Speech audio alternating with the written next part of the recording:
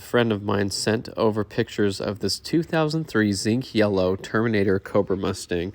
What's really cool about this story, though, is the car was purchased brand new by the police department in Florida, and it was used as a police car from 2004 to 2007. So the person who sent me these pictures said his dad would get to take the car home, and he would be able to go ride around in it and have some fun. And I think that's a fantastic story. Really cool to see it with those police lights hidden in the back window there. I've done some stories about some Mach 1s and even some Terminator Cobras that were police cars.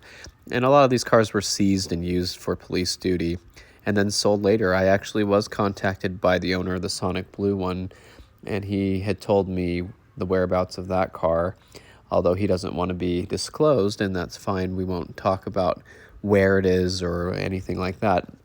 But I do know the car still exists, and so it's pretty cool to see a Cobra do some police duty and then get to go back into civilian life. So this Cobra was sold later, and it hasn't really been seen or registered since 2010. And the car was in Georgia for sale, but the friend of mine who sent me the story told me that his dad told him that the car had a lot of problems with overheating because being a police car would have to sit and idle a lot.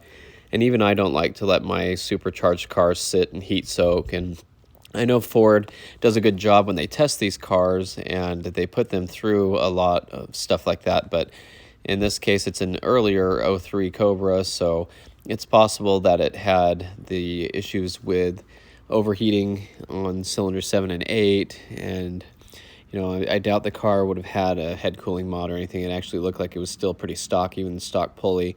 I'm sure the police department didn't do anything to it as far as modifications go. And so it actually did say in the ad that the engine was replaced around the 40,000 mile mark. So the good news is the car had a newer engine.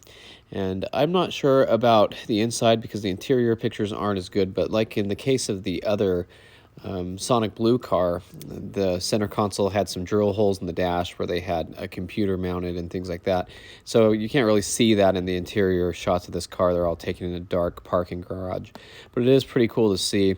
You do notice the mirrors are actually repainted. There's a big chip on the driver mirror, but the actual mirror has the black part of it repainted yellow. And so that's kind of interesting. And so, according to the VIN number, this is the police car that was in Florida, and the car was for sale in Georgia, so not too far away. And the only thing was it showed that it was a one-owner vehicle. Now, that could be that the police department never put the car in their name or never registered it. They just put some police tags on it and drove it around that way. But that was the case. It showed it being a one-owner car. So pretty cool. Basically stock. They did change the color of the wheels, whether they painted them or if they're aftermarket. Hard to tell, but a couple little changes. But nice car.